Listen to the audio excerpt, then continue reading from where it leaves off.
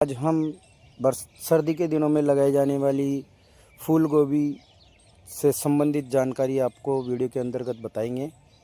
तो सबसे पहले बात करते हैं किसान भाइयों, अगर आप मेरे यूट्यूब चैनल @mohissuman2305 पर अगर नए हो तो चैनल को सब्सक्राइब करना ना भूलें और साथ में इस बेल आइकन ज़रूर दबाएं।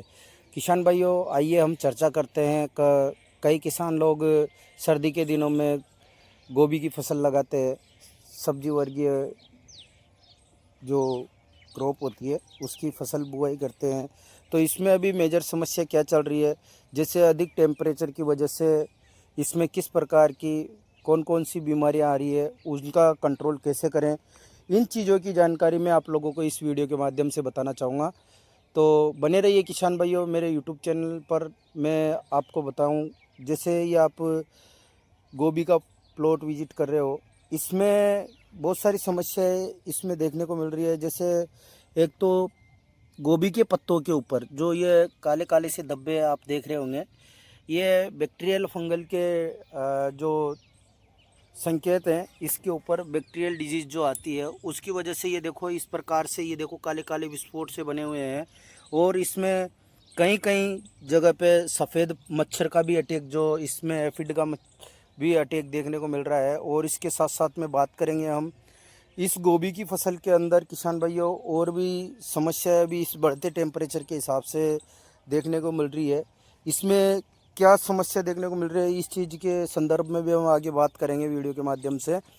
तो जिन जिन किसान भाइयों ने गोभी की फसल लगा रखी है, सबसे पहले बात करते हैं हम इसके न्यूट्रिशन की। इसमें आप लोगों ने जब निंदाई गुड़ाई की है, जिसके बाद में इसमें कौन कौन से न्यूट्रिशन आपने दिया है और कौन कौन सा आपने इसके अंदर जो रासायनिक खाद होता है वो प्रयोग में लिया है।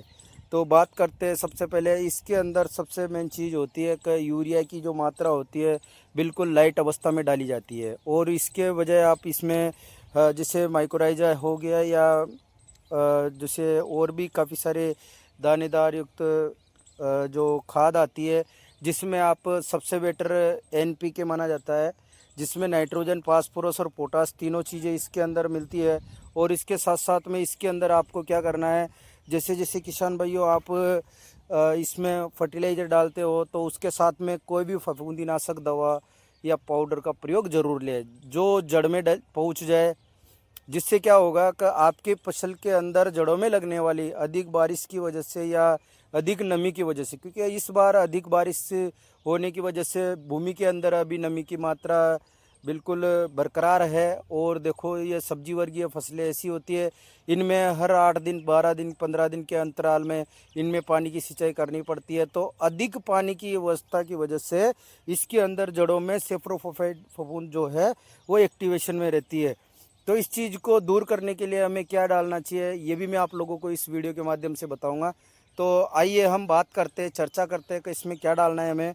तो किसान भाइयों, हम इसके अंदर या तो कॉपर ऑक्सीक्लोराइड 50% आता है उसका प्रयोग ले सकते हैं, या फिर आप यूरिया के साथ में इसमें थाइफिनेट मिथाइल का प्रयोग ले सकते हो, या फिर आप कार्बन डाइजीमेनकोजेब जो आता है, या जैसे मान लो आपने बायोगैस पे अगर गोभी की खेती रखी है तो उसके लिए आप ट्राइकोडर्मा या सूडोमोनास का प्रयोग ले सकते हो।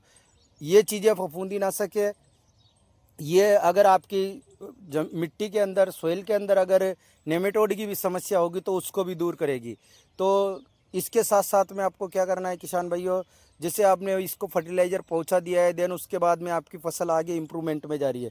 इम्प्रूवमेंट होते होते किसान भाइयों में क्या करना है, इस समय जैसे अधिक टेम्परेचर की वजह से इसमें एक मेजर समस्या आती है जाले वाली इल्ली की, जो ऊपर की इससे बना दिख के और जो प्लांट के जो लीफ होती है उसकी बैक साइड पे जाके, जस्ट अपोजिट साइड पे जाके वो वहाँ पे अपना जो जाला है वो वहाँ तैयार करती है और वहाँ पे अपना जीवन जो है उस बैक साइड पे जाके व्यतीत करते हैं, जहाँ से वो एक नॉर्मल सी बात है, आप जानते हो कोई भी चीज़ अगर किसी जगह एक जगह रुकेगी तो उसको कुछ खाना भी, भोजन की भी ज़रूरत पड़ती है। तो वो इसी जगह पे क्या है कि इसकी लीफ जो है, पत्तियां है, उनको पीछे से ख़त्म करना चालू कर देती है, डैमेज करना चालू कर देती है। वो वहाँ की वहाँ उसको खाना स्टार्ट कर देती है। जैसे आप लोगों को बताना चाहूँगा, अभी मैंने आगे ये देखो, ये इस प्रकार से, ये देखो इस पत्ती के ऊपर ये छोटी छोटी छोटी इल्लियों का अटैक इसमें देखने को मिल रहा है। और भी मैं आपको आगे विजिट करते हुए बताऊंगा। तो इन चीज़ों का भी कंट्रोल करना बेहद ज़रूरी है किसान भाइयों, क्योंकि ये गोभी की फसल एक ऐसी फसल होती है, जिसके अंदर सबसे मेन इम्पोर्टेंट इसकी गुणवत्ता में सुधार और गुणवत्ता की एक मिसाल कायम करती है कि अगर आपकी गोभी की जो फ्लोरिंग होगी, इसका जो फल होगा, उसके ऊपर अगर इल्ली का अटैक नहीं होगा तो आपको मार्केट वैल्यू में जो आपको इसका भाव है मंडी का, वो काफ़ी अच्छा देखने को मिलेगा। और इस बार अधिक बारिश की वजह से, अधिकता की वजह से कई लोगों की फसल बर्बाद हो चुकी है। तो जिन लोगों के पास शेष बची है तो वो ज़रूर ये अपनी फसल पर बिल्कुल ध्यान रखें, ताकि आप लोगों की फसल के अंदर जो भी इंसेक्ट लगा हुआ है, सुंडी का अटैक लगा हुआ है, उसका कवर बिल्कुल कंप्लीट होना बेहद ज़रूरी है। तभी जाके आप वेजिटेबल क्रॉप की जो जंग है, एक तरह से जंग है, उसको जीतने में कायम रहेंगे। आपकी मेहनत जो है वो बिल्कुल आपको पूरा लाभ देंगी। तो आइए किसान भाइयों, हम बात करते हैं इसके ऊपर इसमें कौन कौन से टेक्निकल बेस का प्रयोग लें, जिससे हमारी फसल के अंदर जो सुंडी का अटैक है उसको भी ख़त्म करें, और पत्तियों पे जो ब्लाइट की समस्या है, पत्ती धब्बा रोग है, उसका भी कवर कर सके आप। तो किसान भाइयों, मैं आप लोगों को इसके माध्यम से इसमें और भी चीज़ दिखाने जा रहा हूँ। जैसे आप लोग देख सकते हो, इस मोड़ पे इल्ली का अटैक काफ़ी ज़्यादा मात्रा में आया हुआ था। इस वजह से ये देखो, इसकी जो पत्तियां है वो भी ख़राब कर रखी है, और इसका जो फल है वो भी ख़राब कर रखा है। ये देखो आप, ये सब सुंडी के अटैक की वजह से हो रखा है।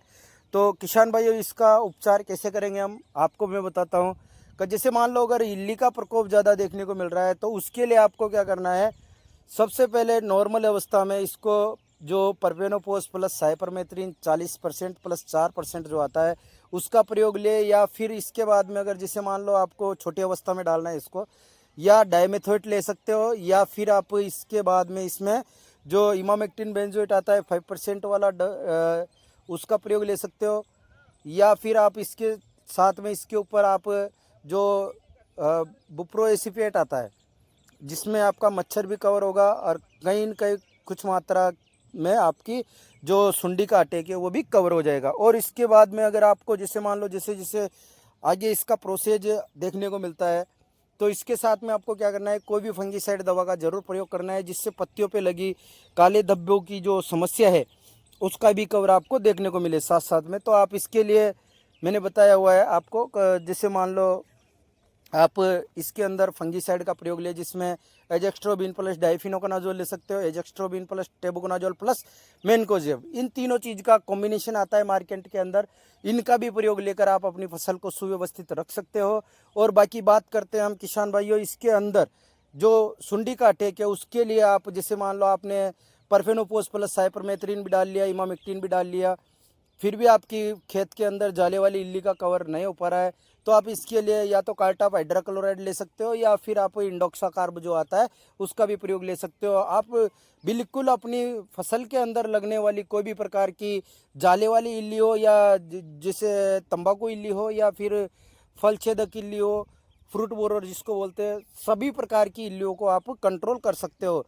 एक चीज़ ज़रूर ध्यान रखिए किसान भाइयों, जैसे मान लो आपकी गोभी की फसल है, वो लगभग नहीं मान के चलो जैसे 30 से 35 दिन, 35 से 40 दिन की अवस्था में आ जाती है, तो इसी समय आपको क्या करना है, इसके अंदर 05234 का स्प्रे इसमें प्रयोग में लेना है, जिससे आपकी पौधे के अंदर कोई भी प्रकार की कमी होगी तो वह एक तरीके से बिल्कुल भरपूर मात्रा में मेंशन हो जाएगी, और आपके पौधे की जो इम्यूनिटी पावर है वो काफ़ी अच्छी देखने को मिलेगी, अच्छा डेवलपमेंट आपको देखने को मिलेगा।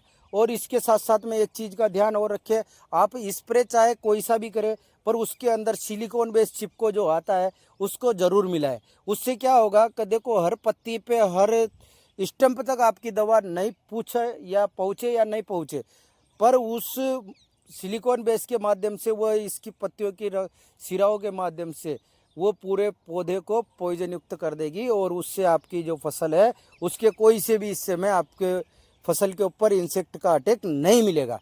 तो इस प्रकार से किसान भाइयों, आप लोगों को आज मैं गोभी की फसल से अवगत कराने के लिए आया हुआ था। तो बने रहिए किसान भाइयों। अगर आप लोगों को वीडियो अच्छा लगे तो वीडियो को लाइक करना ना भूलें और कमेंट ज़रूर डालें। और अगर आप मेरे यूट्यूब चैनल पर नए हो तो चैनल को सब्सक्राइब करना ना भूलें। तो धन्यवाद किसान भाइयों। मैं मोहित कुमार सुमन, मेरा यूट्यूब चैनल @मोहित सुमन 2305 के नाम से है। और आपको अगर मेरे से जैसे मान लो बाई कॉल बात करनी है तो आप, मेरा मोबाइल नंबर है 9784527713। आप लोगों को मैं हर समय फ़ोन के माध्यम से भी, कॉल के माध्यम से भी आपको इन्फॉर्मेशन बता दूंगा। और अगर आप जैसे मान लो, ये मेरा व्हाट्सअप नंबर भी है, आप मेरे को फ़ोटो सेंड करके भी आप अपनी फसल के अंदर लगने वाली कोई भी समस्या हो उसका समाधान पूछ सकते हो। धन्यवाद किसान भाइयों। जय जवान जय किसान। आप लोगों से एक अनुरोध है मेरा कि आप ज़्यादा से ज़्यादा मात्रा में सपोर्ट करें मेरे को। मैं आप लोगों को और भी इससे अच्छी अच्छी फसल से संबंधित अपडेट डालता रहूँगा। धन्यवाद किसान भाइयों। जय जवान जय किसान।